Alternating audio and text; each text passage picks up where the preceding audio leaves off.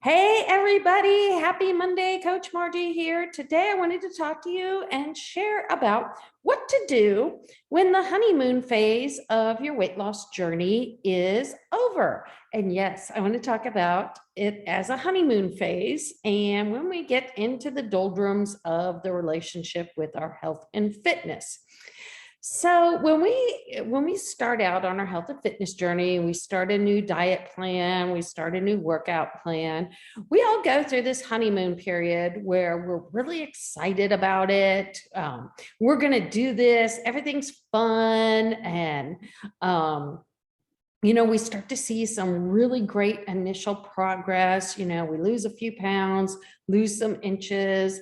And especially in the weight room, we start to gain strength really, really fast. And we see all this great progress. But what happens inevitably, just like the honeymoon phase of your relationships ends, your honeymoon phase with your health and fitness journey ends as well. And I think I might have failed to convey this enough. So that's why I'm doing this talk here today, because this is totally normal. It is totally normal to be going through our weight loss journey and hit a point where the weight loss stalls or stagnates and or isn't going quite as fast as we like. Going to the gym, it just isn't quite as much fun anymore. It's a little more doldrums. The opportunities of life start to pop up, things like travel and events coming up, and, schedules kind of start to get in the way, just like they do in our normal relationships. But here's the thing. I think most all of you are married and still married. So obviously when the honeymoon ended in your personal relationship, you didn't chalk it up and quit, right? So we don't do that in our weight loss and our fitness journeys either. We find ways to make them work, and we find ways to get through what is called and referred to the daily grind. So when we get to this point in our health and fitness journey where things aren't quite exciting and they're not quite as fun anymore, that's a sign that you're actually making progress and that things are working. Because here's the thing, it means you're getting into the rhythm and pacing of everything. But the thing is, most of us get to this point and we mistake it as plateaus, or it's not working anymore. This is boring. This is not fun anymore. And we think that's a sign that we should stop, when actually this is a sign that we should be pushing through and leaning into things a little bit more. So it is very common at this stage in the game for shiny objects to start to appear. That Red Mountain fitness plan that looks so easy, exciting, and fast, that is not sustainable, or going to things like maybe I should start fasting, or maybe I should only eat twice a day, or things like that. So I will never, ever tell you, no, don't do those things, because I truly believe we should be autonomous in our decisions when it comes to our nutrition. But I will strongly, and I'm going to say strongly, encourage you to look at the reasons for why are these things starting to feel appealing? Is it because the honeymoon period is over and you realize you really are in the daily grind of things, and these things start to look a little more appealing because they seem a little faster, a little easier? Or is it truly something that appeals to you? Is there something? Let's take fasting for an example. So intermittent fasting can work for a lot of people. It works though because it shortens your time period of when you're eating. So, and usually when you have a shorter time period of when you're eating, we tend to eat fewer calories, because here is the deal.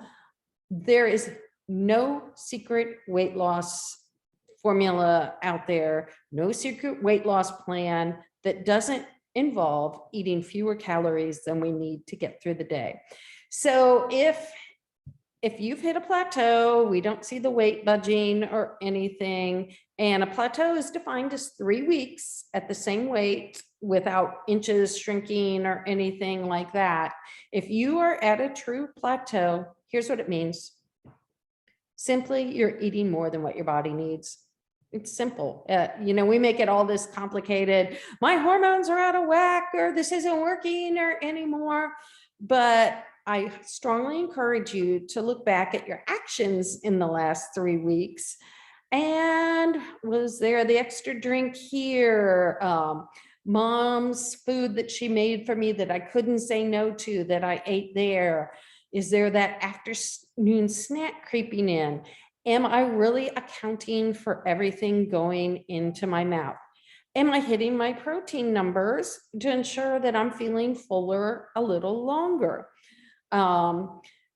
Things like that. Am I sitting down? Am I eating everything off a plate, or am I sneaking a bite here and there? And these things seem so small, so little and mundane, but I promise you, they are absolute game changers when it comes to your health and fitness journey. And we tend to shy away from them because it's like the daily grind. It's the same old things. They're not really exciting anymore.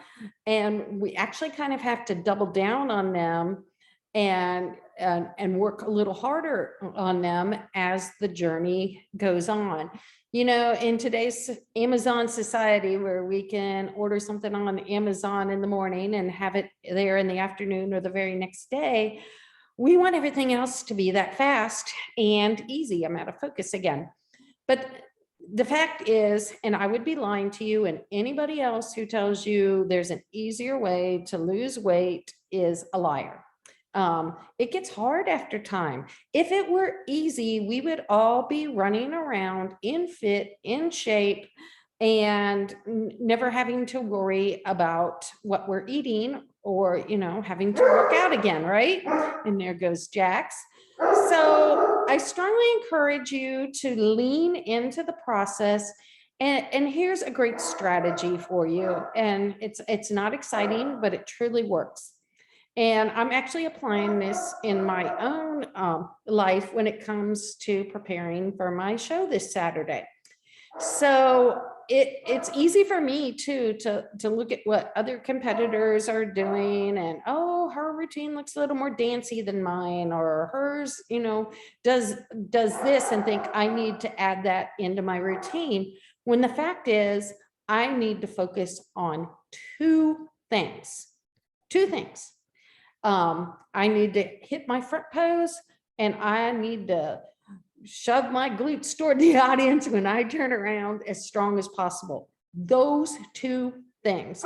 If I hit my front pose, if I nail my front pose, everything else is going to work out. I may not win, but I'm going to show my best that day. We get enticed by these shiny things that are out there, because they are shiny, and that's what the weight loss industry does. They flash shiny objects in front of us to try to get our squirrel mentality to go that way. When really, if we focus on the two major factors we need to focus on that day to get us to where we need to go, we will get where we need to go. So what are those two things? Well, it can look a little differently from person to person. For one, it may be planning out the meals for the day. For another one, it may be honing down on tracking every bit of food that's going in your mouth. For somebody else, it may be nailing the workouts, especially if you're having a little trouble getting into the gym these days. It's getting in that movement. Or, it could be as simple as getting sleep so you can make better judgments. So it always hones down to the basics, getting your water, which I've already drank my water for this morning. But it really comes down to the basics and nailing those basics.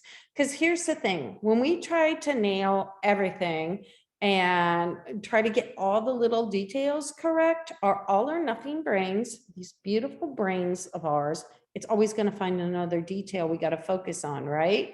There's always something. There's always something out there we're missing. There's always something that we need to do that we're not doing. And that's just our human brain. That's wired into us. Our human nature is wired into us. We cannot escape it.